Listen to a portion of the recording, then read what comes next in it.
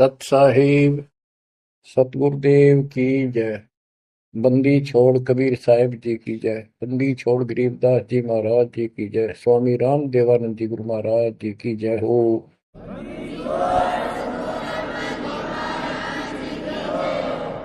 सर्व संतों की जय, सर्व भक्तों की जय, धर्मी पुरुषों की जय।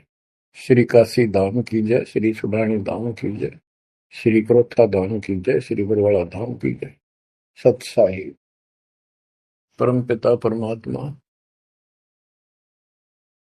कबीर जी की असीम हृदय से बच्चों, आज आपको अपने घर का पता चला। ये अरहट वाले कुएं में, ये अरहट का कुआ लोई या गलबंद है सब कोई, कीड़ी कुंज पर अवतारा, हर हट डोरी बंधे कई बारा। इस हर हट जैसे कुएं में बहुत बार चक्कर काट चुके हो। अब इस झंझट से छूटने का समय आ गया। आप किसी से पूछ लो, कोई भी मरना नहीं चाहता, पर सबको पता यहाँ रह भी कोई नहीं गा। यह समस्या क्यों है? ये इसलिए है कि अब मृत्यु अच्छी चीज नहीं, सबसे घटिया ये है। फिर उम्र दोस्त था, जब तक जवान रहता है रोजी रोटी के चक्कर में उलझ जा रहा है, बस की बात नहीं। यहाँ की व्यवस्था ऐसी है, छोटे छोटे बच्चे होंगे, उनके पालने के लिए मर मिटता इंसान, और करना पड़े, देखे जहां भूखे बैठे। तो ये मजबूरी है अपनी। और फिर सारा जीवन बच्चों को पाल पोस के पढ़ा के शादी कर दी, उनके बच्चे हो गए। बच्चों, अपना कर्म के साथ जीव आप बैठे, बच्चे कितने अच्छे हों, कितनी अच्छी बहू आ जा पुत्रवधू, लेकिन कर्म में दुख है तो कोई न कोई इसी आंट हला देगा काल। वो चाह कभी आप उसकी मदद नहीं कर पाओगे, उसके कर्म ना करने दे। जैसे आपको बताया, या फिर कोई ऐसी बीमारी हो जाएगी, बच्चे भी, बेटा भी, पुत्र वधू भी दोनों बैठ कर रोने जाएंगे, और वो चिल्लाए जा। वो सास या ससुर कोई भी है, वो कर्महीन इंसान दुखता होंगे। वो दवाई भी जो आ सके हैं अच्छे हॉस्पिटल में ले जाएंगे, लेकिन उस दुख उस दर्द 2900 न कौन मिटा होगा। बच्चों, बहुत बार समझा लिया आपको, कभी आंख नहीं खुलने देता यो काल। केवल सतगुरु शरण में आने से इस काल का प्रभाव हट जाता है कुछ समय के लिए। और तब ये बातें अच्छी लगती हैं, ना कोई गाना, ना कोई बेंजू बजे, ना कोई अच्छा सुर निकाल ले जाते। केवल ये परमात्मा की अमर कथा सुनाई जाती है, उस दाता की बोली, उस कबीर परमात्मा की महिमा सुनाई जाती है। और धीरे धीरे जब पाप कम होते चले जाते हैं, यह इतनी अच्छी लगती है। वो गाने सुना करते बकवादी एक अन्य के लिए लगते इनके सामने। तो वो पाप कर्म जितने कटते चले जाएंगे, इतने ही ये आत्मा का आहार इसे अच्छा लगने लग जाएगा। ये बहुत सी घटनाएं सारे घट रही हैं, पर एक आधा सुनाने से सभी समझ में आ जाती है। एक व्यक्ति को अधर्म मार गया, पैरालिसिस होगा, और उसके 4 एकड़ जमीन थी, उन्हें 16 एकड़ बढ़ा दी। सारी जिंदगी मेहनत करी खूब, कंजूसी के साथ। भगवान को जाने कौन था, कोई सुनता ही नहीं भगवान के बारे में। था उसको 4 लड़के हो गए, चारों की शादी कर दी, चारों अलग अलग हो गए। उसको पैरालिसिस हो गया। अब उसको कोई नहीं उठा उन चारों में था, और बच्चे उसके पास से निकल जा। गांव के व्यक्तियों को पता चला, वो आए, उन बच्चों को समझाया, भाई बाप है, इसने कितना कुछ किया तुम्हारे लिए, कुछ तो शर्म करो। तो एक ने शर्म के मारे कुछ 10-5 दिन की सेवा फिर छोड़ दी। फिर उनके रिश्तेदार बुलाए, पंचायत हुई। रिश्तेदारों ने ये कर दिया, भाई इसके 16 किला ने 5 हिस्सा में बांट दो। तो 3 एकड़ जमीन तो इसका हुआ है, इसको दो, 3 किले इसके छोड़ दो, और जो इसकी सेवा करेगा वो लो। तो छोटे वाले की पत्नी बोली जी हम ले लेंगे, हम संभालेंगे। वो लालच में वो बला ले ली। बला हो जाती है ये कर्महीन इंसान। और 1 महीने बाद से फिर छोड़ दी।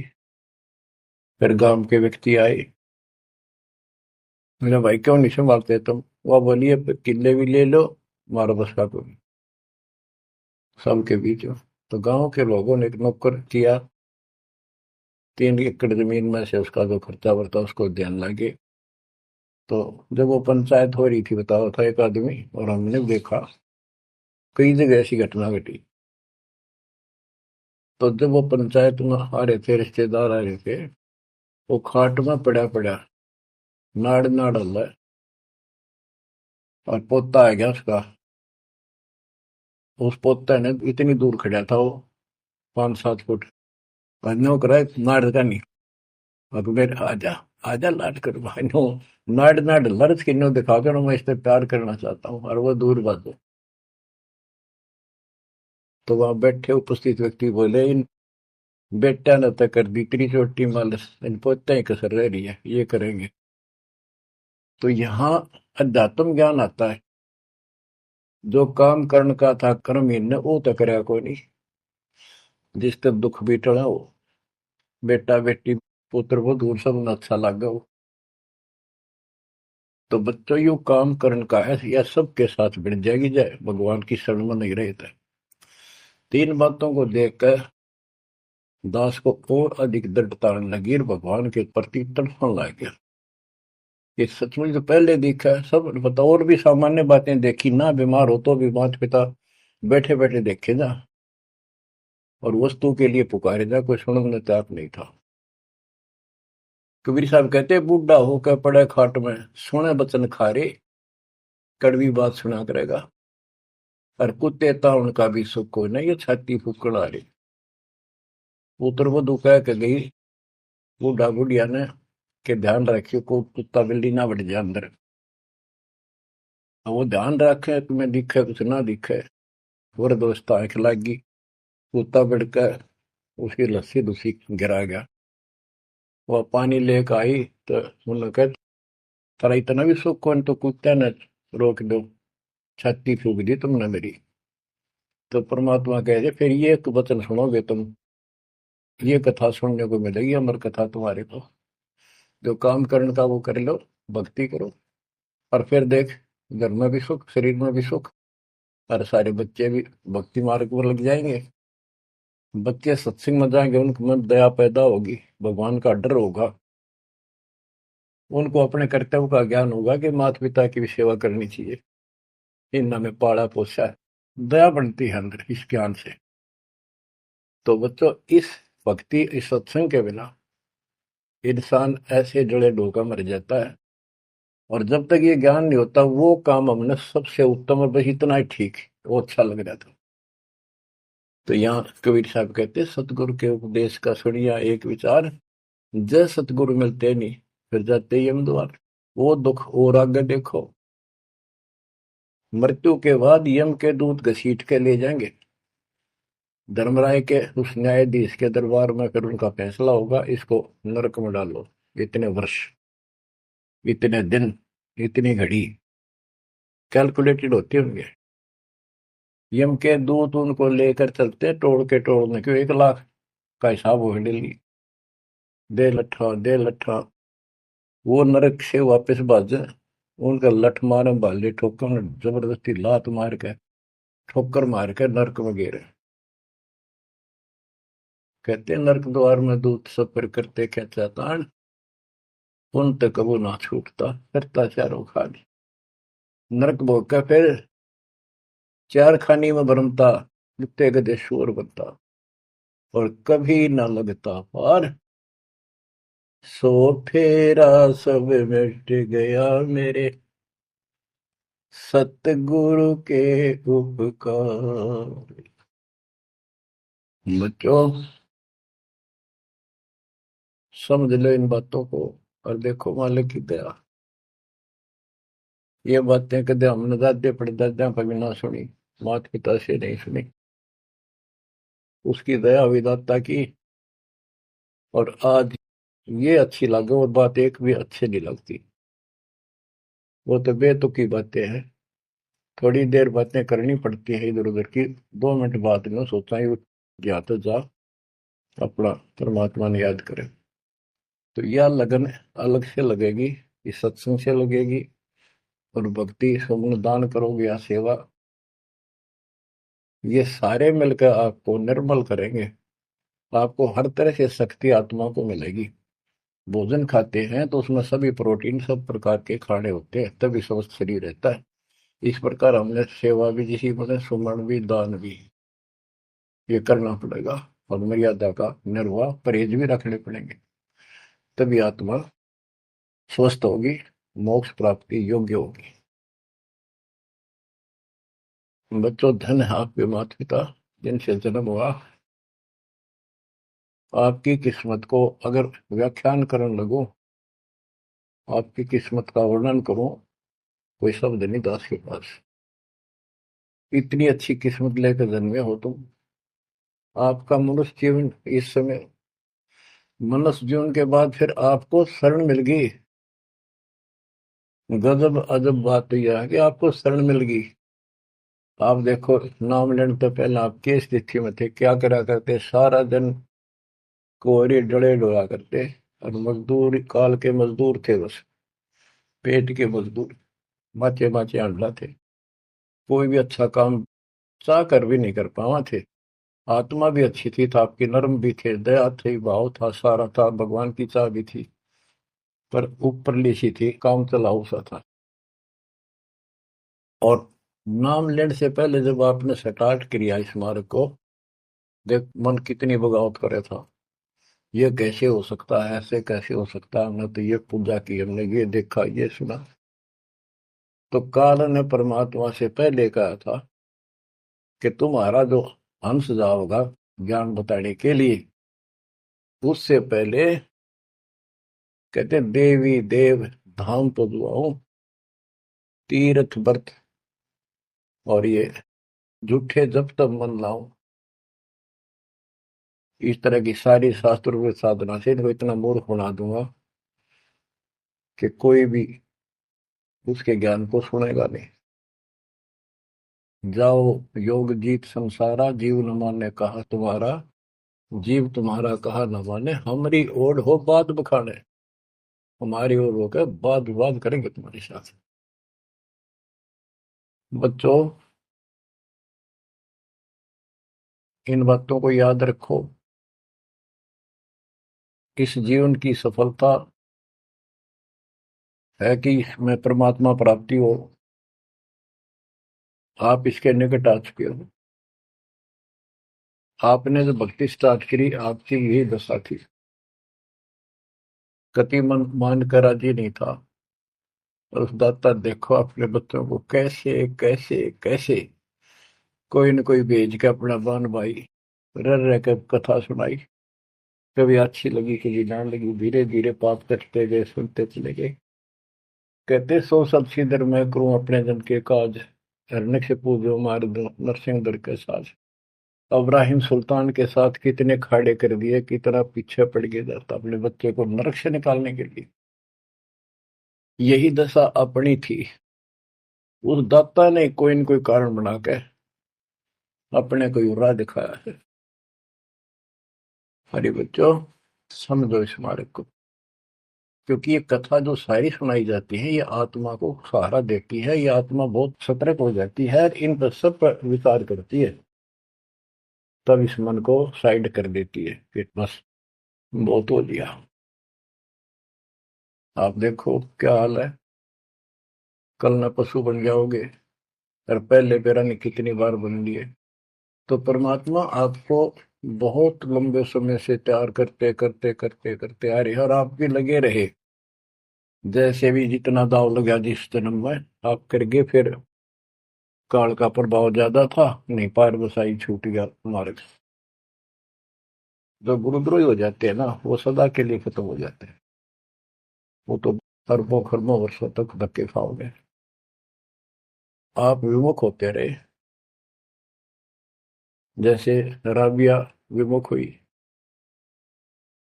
स्टार्ट वहां से नहीं था उसका, बहुत पीछे से था, लेकिन भक्ति की चाह बनी रही। दाता फिर मिलते रहे। परमात्मा कबीर साहब कहते हैं, मेल अटकेले जाइयो, तीर्थ धाम पर भटकियो, मेले बड़ा मिलाप, पत्थर पानी पूजते कोई साधु संत मिल जाओ। जब तक भगवान नहीं मिला है, तब तक ये आस्था भी बनी रहनी चाहिए।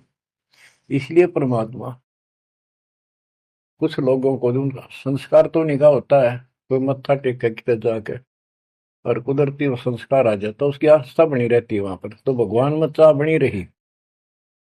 कई नरसिंह बन कई इसने आना पड़ा, निकाल ने तो मस्टरवा दिया था।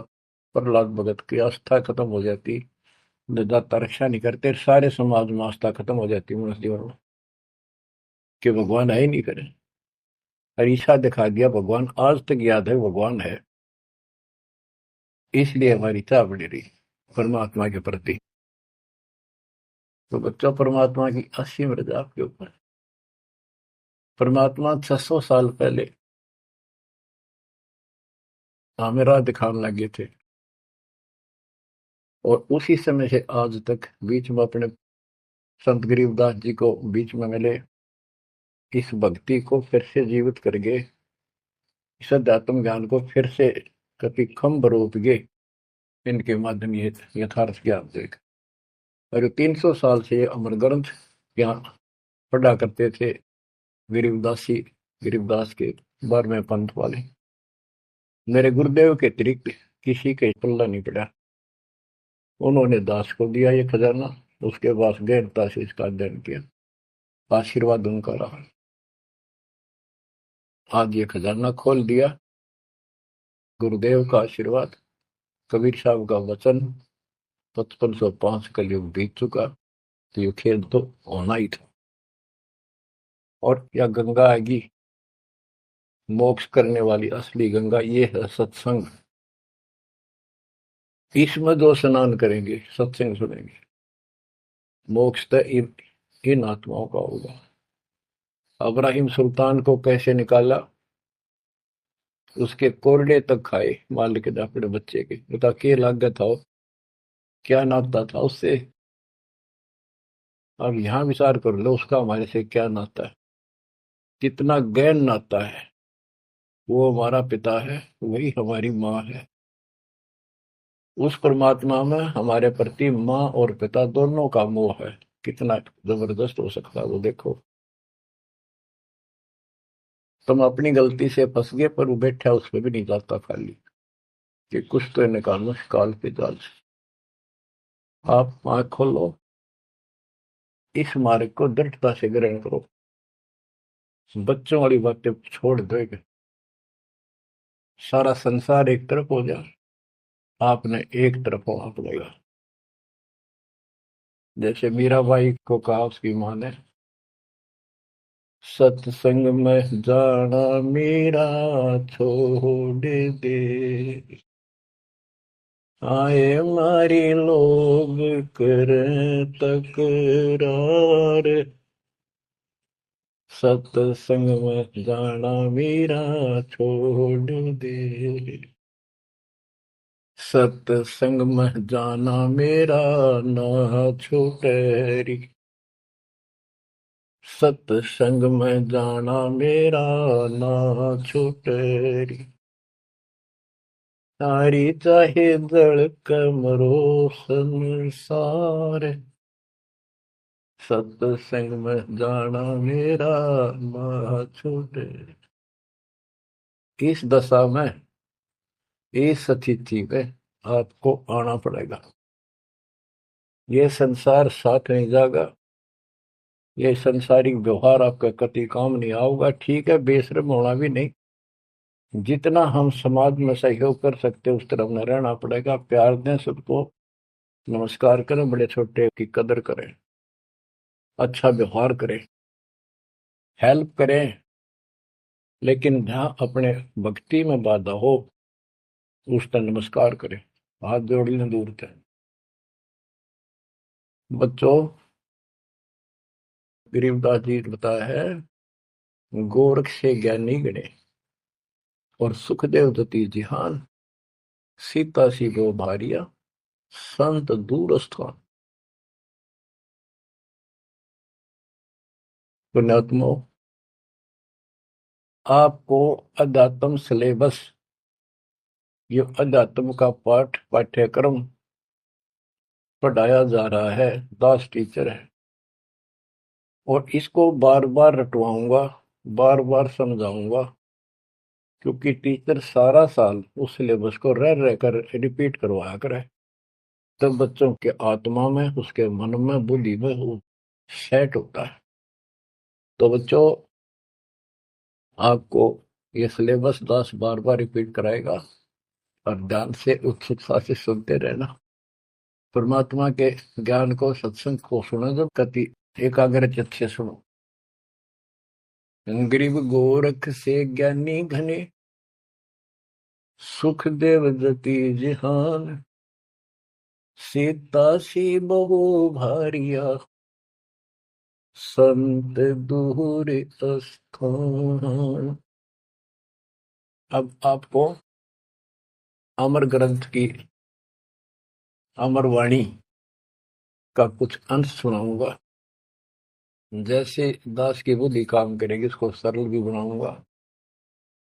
गरीब यज्ञ जब पांडव राजा, नो नाथो नहीं ना दुहबाजा, 84 सिद्ध रिद्ध सब मोहे, पूर्ण ब्रह्म ध्यान नहीं जो है। अब क्या बताना चाहते हैं संत गरीबदास जी, कि जब पांडवों ने अश्वमेध यज्ञ रची, तो उसमें 33 करोड़ देवता, 88,000 ऋषि, ब्रह्मा विष्णु महेश तक उपस्थित थे, 12 करोड़ ब्राह्मण, और ये गिरिपुरी, इनका गिनती नहीं, 56 करोड़ जहां थे या दो, शंख पचायन नहीं, बाजा ना दो। तो कहने का भाव ये है कि गोरख से ज्ञानी गणे, सुखदेव जति जिहान, प्रसंग ये है। और सीता सी बहु बारिया संत दूर स्थान। पांडवों ने अश्वमेध यज्ञ क्यों की थी? श्री कृष्ण जी जो उनके गुरु थे, त्रिलोकीनाथ विष्णु अवतार, उन्होंने बताया था कि तुमने, क्योंकि युधिष्ठिर जी को भयंकर स्वप्न आने लगे, बेचैनी होगी, भूख गई, रात की नींद गई, वैद्यों से इलाज करा लिया, कोई आराम नहीं हुआ। श्री कृष्ण जी के गुरु थे, उनसे समाधान जाना और कारण पूछा कि ये हुआ क्यों। तब श्री कृष्ण जी कहते, तुमने जो बंदूक घात किए हैं, युद्ध में, महाभारत में आदमी मारे और अपने प्रियजन मारे, रिश्तेदार मारे, ये पाप वो हानि कर रहा है, वो सेध रहा है। समाधान ये है कि अश्वमेध यज्ञ करो और पूरी पृथ्वी पर न्योता दे दो, कोई आओ, धर्म यज्ञ करो एक, और धर्म यज्ञ सफल होगी तो तुम्हारा ये दुख दूर होगा, अन्यथा नहीं होगा। और यज्ञ संपूर्ण होने की, सफल होने का चिन्ह बना दिया, बता दिया निशानी, कि एक शंख 5 मुंह का, पंचानंद शंख, उसको पंचजन्य भी बोल देते हैं। पंचायन, आनंद माने मुख होते हैं, पंचानंद 5 मुख का शंख एक अलग स्थान पर रखा जाएगा। वो कोई बजाएगा नहीं, आप पर बाजेगा। वो बाजेगा तब जब कोई पूर्ण संत, अच्छी करने वाला उसमें भोजन खा लेगा। तो 33 करोड़ देवता बुला लिए, 88,000 ऋषि आगे, 12 करोड़ ब्राह्मण आगे, तो किसी से भी शंख नहीं बजा। न्योता देने के लिए चारों पांडवों की चारों दिशा में ड्यूटी लाई थी युधिष्ठिर ने छोड़ दिया कि अभी न्योता दे का निमंत्रण दो। भीम का निमंत्रण देने की जो दिशा थी, ड्यूटी थी जिस साइड में, उसमें सुदर्शन नाम के एक सुपच, जिसे आजकल शेड्यूल कास्ट कहते हैं, उसमें सुपच कहते थे। और वाल्मीकि जाति में थे वो। भीम वहां गया। भीम ने उनको निमंत्रण दिया कि भगत जी हमारे वहां आइयो, और मैं युधिष्ठिर राजा का भाई भीम हूं, और ऐसे ऐसे हमने एक अश्वमेध यज्ञ रची है, आप आमंत्रित हैं। तब सुदर्शन जी ने कहा, सुपथ ने, कि भीम तुमने तो इतना पाप कर रखा, कसाई भी फीका पड़ जाए। तुमने ऐसा जुल्म कर दिया, वो बहन आज तक रो रही है जो विधवा होगी सैनिकों की, उनके बच्चे टक्कर मार रहे हैं, माँ से पूछ रहे हैं पिताजी कब आएंगे छुट्टी। उनकी माँ एकांत में ज्यादा रो रही है, तुम बैठ के ठाठ कर रहे हो और तुम मौज कर रहे हो, तुम तो नरक में डाले जाओगे। मुझे बुलाना है, जो अश्वमेघ तुम करने जा रहे हो, ऐसी अश्वमेघ 100 का फल मुझे संकल्प करो, 100, तब मैं तुम्हारे जाके रोटी खाऊं, मैं कौन पड़े से नरक में। अब अहंकार था भीम को कि हमारी यज्ञ तो सफल होनी है, क्योंकि श्री कृष्ण जी रहे साथ। तो उस भगत को कहा कि तेने आना होता जी, निफालतू ना बोले, कि तेरे बिना वह काम अड़ा है, हमारे कोई आंट नहीं लगती। तो सुदर्शन जी चुप हो गए, साकट और सवान को उल्ट जवाब ना दे। जब उनका कति संपूर्ण नहीं हुआ, वो काम नहीं बना, 33 करोड़ यादव सारे आ लिए, सब ने भोजन खा लिया। शंख नहीं बजा, जब एक दूसरे के मुंह को देखा, वो उपस्थित ऋषि संत देवता ये बतला रहे हैं कि इनके पाप गणे कर लिए इनने। हाँ, शंख बजेगा कहाँ से, अपने ऊपर ना लेते। अरे, अब जैसे ये माया के अंग का प्रसंग है, वाणी वो चल रही है कि इस देवी ने, इस माया ने काल के दबाव में यहाँ सबको भ्रमित कर रखा है, सत साधना करने नहीं देती, शास्त्र साधना में डरे डुबावे। कर तो काल रहा है, लेकिन यह उसके दबाव में आ गई, या क्या करे, फंस गई, इसके साथ आके निकलने गए। तो बच्चों, तब युधिष्ठिर बोला, महाराज हमारे पाप गिने हैं भगवान, ये तो कभी नहीं बच जाए। तो मन पता है क्या हाल हो रहा है, वो मेरे स्वप्न में भी दिखाई देते हो, बच्चे रोते हुए, उनकी विधवा रोती हुई टक्कर मार रही है। कृष्ण जी बोला, भाई इस शंख न बजाने वाला आया को नहीं। भीम को बुलाया कि बताओ इस साइड में किसकी ड्यूटी थी निमंत्रण देने की, कि भीम की थी। भीम से पूछा कि तुम ऐसे ऐसे एक सुदर्शन नाम का संत है, उसको न्योता नहीं दिया। वो बोला, जी निमंत्रण दिया था, पर वो तो कुबोल आदमी है, ये बातें बोली है कि तुम पापी हो, अपराधी हो, वो तो गलत बोला। कृष्ण जी बोले, आपने क्या कहा। भीम बोला, मैंने कह दिया तो नाना होता जी, आपने ना तो मत आइए। श्री कृष्ण जी बोले, सारा काम खराब कर दिया, साधु संतों से ऐसे नहीं बोलना चाहिए, वो जो कहते हैं उसमें कोई दम होगा बात में। तुम तो सारा काम बिगाड़ दिया, अब बता क्या करेगा। इतना पैसा लग गया, बात वही की वही, थोड़े मुंह हो गया भीम का, कहते माँ चिरा था, तक के दिफा था। श्री कृष्ण जी बोले, बैठ साले, रथ तैयार करो। उस दौरान जब यह घटना घटी, उसमें परमात्मा करुणा में नाम से प्रकट थे कबीर साहब, और सुदर्शन उस करुणा में परमात्मा के बच्चे थे, शिष्य थे। सुदर्शन जी ने अपने गुरुदेव को जाके बताया कि महाराज ऐसे ऐसे वो भीम आया था, और मैंने उसको बोल दिया भाई ऐसे ऐसे कर। परमात्मा बोले, भाई वो यज्ञ तो उनकी पूरी हो को ना, उन तो वो सारे माया के पुजारी बैठे हैं, वह फिर आओगे, तू खिसक जाए यहाँ पे। सुदर्शन जी तो निकाल दिए, परमात्मा सुदर्शन रूप बनाकर बैठ गए। पांचों पांडव छठे कृष्ण जी गए, 1 योजन 12 किलोमीटर दूर रथ से उतर लिए और पैदल चल पड़े। जाके श्री कृष्ण जी ने दंडवत प्रणाम किया तो पांडु तापा मरे पड़े थे, पांचवा ने उन्होंने किया। तब सुदर्शन जी बोले, अब सुदर्शन जी कहूंगा मैं, क्योंकि ये फिल्म है, फिल्म में जो रोल जो करता है वही बोला जाता है। सुदर्शन जी ने कहा, आओ त्रिलोकीनाथ, कैसे आना हो गया। श्री कृष्ण जी बोले, हे सृजनहार, हे सारी सृष्टि के रचनहार, आप जानी जान हो, ये पांडव है और ऐसे ऐसे ने अश्वमेध यज्ञ की है, वो आपके बिना संपूर्ण नहीं हो सकती। आप दया करो और भीम की गलती को माफ करो। सुदर्शन जी बोले, भाई मैंने जो शर्त रखी थी वह पूरी कर दो। भीम ने पूछ लो क्या शर्त थी मेरी, वो जी पता है हमारे को। तो श्री कृष्ण जी ने कहा कि संत मरण को ऊंचा लियो, तज माया अभिमान, जो जो कदम आगे रखे, सो सो यज्ञ समान। ये देख लो, किसी में इतना भी अहंकार नहीं है। आज ये कति टूटे पड़े हैं, सारा खर्च हो लिया पैसा, बात वहीं खड़ी है।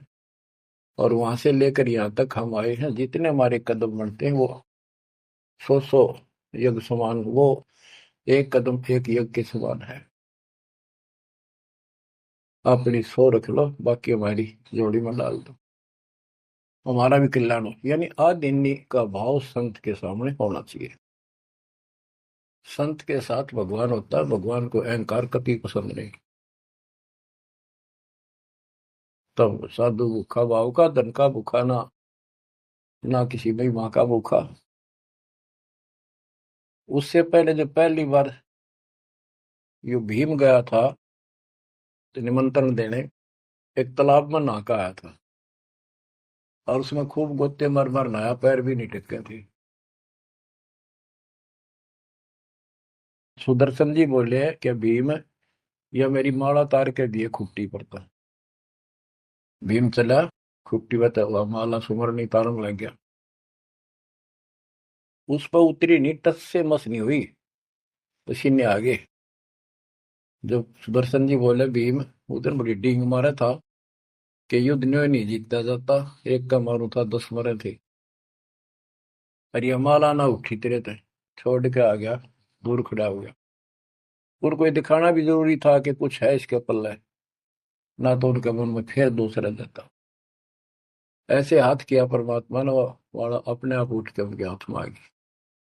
धर्मदास या घना अंधेरा, बिन परचय जीव जम का चेहरा। अगर थोड़ा बहुत ना दिखाऊं अपनी शक्ति तो काल का बंधे रहे, मेरी तरफ आवे को नहीं।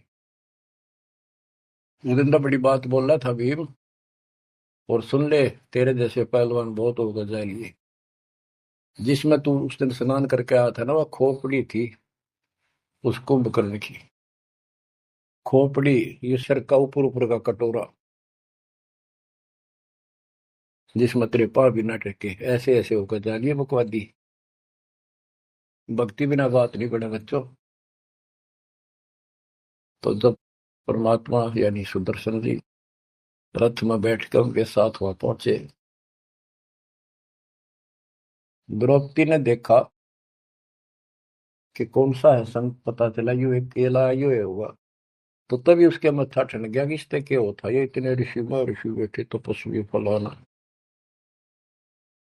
फिर श्री कृष्ण जी ने कहा, द्रौपदी बढ़िया भोजन तैयार कर, संत खाना खाओगा थारा काम बनेगा। तो द्रौपदी ने सोचा, बढ़िया भोजन बनाऊं, कई प्रकार के पकवान बनाकर थाली में नारी नारी कटोरिया में रख कर दिए। पर सुदर्शन जी जो है वह 5 ग्रास खाते थे। वो अपने मनमुखी होते, पर रोल उसी का करना था परमात्मा। ये कुछ भी करते रहो, भक्ति ठीक करो बस। तो उन सब में से थोड़ा थोड़ा मिला के इकट्ठा कर लिया, खिचड़ी ही बना ली, कति रला दिए कि सारे पकवान वहां मिल जाए और सबका भोग लग गया। द्रौपदी मन में सोच रही थी, मैंने 1 घंटे तक आंख पड़वाई दूं मैं, और इतने बड़ी आइटम बढ़ाए। अक्षंत खाओगा, उंगली चाटेगा, हर सरा होगा किसने बनाई है सब्जी रोटी। और इसने कुछ करना आता ना और ना शूद्र का शूद्र, ये कहाँ के शंख बजाए गए। अब परमात्मा ने यानी सुदर्शन जी ने 5 ग्रास खाए, 5 बार शंख बोला। वो युधिष्ठिर जी बड़े खुश हुए, कृष्ण जी से कह रहे आपने बड़ी दया करी, बड़े महापुरुष खोज के लाए, हमारा तो काम बढ़ गया। कृष्ण जी बोले नहीं बना, ये तो शंख कंटिन्यू बजना चाहिए था, अखंड, और काफी देर तक स्वर्ग तक सारी पृथ्वी पे इसकी आवाज जाएगी, धीमी धीमी मीठी मीठी प्यारी प्यारी, तब सफल होगी। युधिष्ठिर बोले हे भगवान, अब कौन रह गया, किसको लाओगे। बोला भाई इस वाल्मीकि के बाल सब ना ही 3 लोग, ये के वाल्मीकि दिखे तुमने, इसके एक बाल के समान भी 3 लोग नहीं है, इतनी ताकत है इसमें, इतनी भक्ति की शक्ति है। अपने घर में कमी है वह खोजते। द्रौपदी बुलाई, द्रौपदी से कहा कि बहन साची बता, तेरे कोई दोष आया इस महापुरुष के प्रति, तो उसने सारी बता दीजिए, ऐसे ऐसे मेरे मन में दोष आया। द्रौपदी शुक्र मना तेरे घर पर टूक तोड़ ली, स्नाह का खाना खा लिया, तो अपने घर सब 2 रोटी खाकर सोते हैं, कोई भूखा नहीं सोता, भगवान सब न दे है। इस तरह का अहंकार करने से काम नहीं बनते। इसके चरण धोकर पियोगी न, जब तेरे अंतःकरण का पाप भी दूर होगा और कुछ राहत भी तब मिलेगी। अमृता क्या नहीं करता। द्रौपदी लाई बढ़िया सी थाली परात उठाकर चांदी की, और उसमें लोटा लेकर संत के चरण धोए, गाल के कटोरे में पीण लगी। कृष्ण जी बोले बहना दा मुझे भी देना, ईशे महापुरुष का चरणामृत कद कद मिल रहा है। तो आधा द्रौपदी ने पिया, आधा श्री कृष्ण जी ने। और फिर वो देखो अखंड बाजा, वो ऐसे ढंग से बजाए तो धीरे धीरे धीरे धीरे सुर बढ़ता चलेगा, स्वर्ग तक पूरी पृथ्वी पर आवाज गई, कण कण में सुनाई दिया। और जो पेड़ थे पौधे पूरे के पूरे बसंत की तरह फूल आ गए और खिल गए, इतना सुंदर मौसम होगा सुहावना। गोरख से ज्ञानी गणे और सुख दे जति जिहान, सीता सी गो भारिया संत दूर स्थान। संत को ऊपर दिखावे से ज्यादा मीठी मीठी लंबी चौड़ी कथा सुनाने से, अटपट करके प्रवचन करने से पहचाना नहीं जा सकता।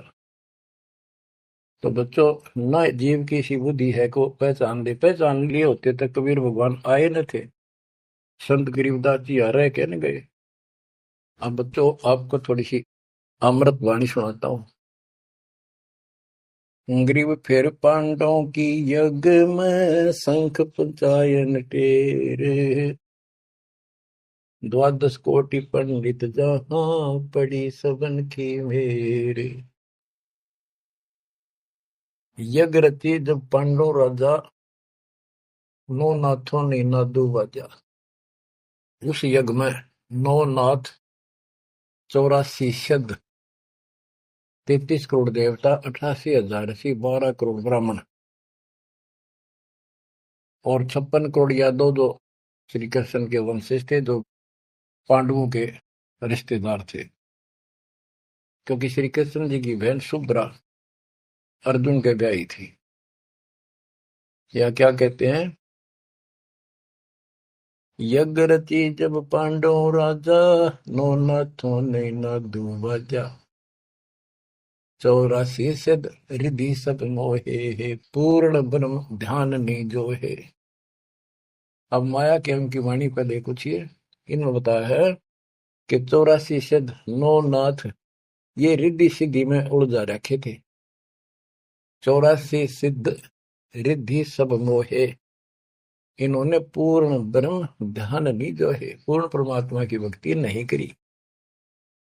कोटि 33 यज्ञ के माही, सुर नर मुनि जन गिनती नाही। 56 कोटि जहां थे यादो हो, जिनसे नाही बाजा नादू हो। कोटिक वक्ता वेद उचारी, ना बयम संपूर्ण सारी। सर दर्शन की गिनती नाही, अनाथ जीव जी में बो माही। ओहो, सर दर्शन ये गिरिपुरी कहती है बहुत गड़े आए हुए थे, और अनाथ जीव भी बहुत गड़े आए। सुर नर मुनिजन तपस्या नासी, दंडी वृत्त बहुत उदासी। कामधेनु कल्प वृक्ष ही लाए, तीन लोक के सुर नर आए। पांचों पांडव कृष्ण शरीरा, जिनसे यज्ञ बही निधीरा। होय होय, पांचों पांडव और श्री कृष्ण जी वही खाना खा चुके थे, उनसे यज्ञ बही नहीं थीरा, उनसे यज्ञ नहीं हुई पूरी। एक बाल्मीक नीचे कुल साधु, जिन शंख पचायन पूरे नादु। और गनो माया के पूता, ब्रह्म जोगनी सब ही दूता। ओहो, कहते हैं एक बाल्मीक नीचे कुल साधु, जिन शंख पचायन पूरे नादु। ये और गनो माया के पूता, ये औरतें माया के भ्रमित है, माया सिद्धि प्राप्त करके लोगों को प्रदर्शन करना, ये भी माया जाल। या महिमा पागिन है, इनमें खेल लेंगे खिलौने से, या माया ये देवी ने उलझा रखे काल के दबाव। कहते हैं और गनो माया के पूता, ब्रह्म जोगिनी सब ही धूता। अब क्या बताते हैं, गिरि पांचों पांडव संग हैं, और छठे कृष्ण मुरार। चलिए हमारी यज्ञ में हे समर्थ सिरजनहार। अब श्री कृष्ण जी भी तो तीन लोक के मालिक हैं, पिछले संस्कारी हंस है। परमात्मा ने उनको सद्बुद्धि दी, उनकी दिव्य दृष्टि खोली कुछ समय के लिए, तो उनको भगवान दिखाई देता। वो सुदर्शन उस दिन थे भी भगवान, पर उसको एहसास था, क्योंकि अध्यात्म मार्ग के अंदर अपने आप आत्मा अपने से शक्तिशाली के आगे नीचे हो जाती है, मुरझा जाती है। गिरि पांचों पांडव संग हैं, और छठे कृष्ण मुरारे। चलिए हमारी युग में समर्थ सृजनहार। गिरि पांडव यज्ञ अश्वमेघ में, सतगुरु किया पिया ने। पांचों पांडव संग चले, और छठा भगवान।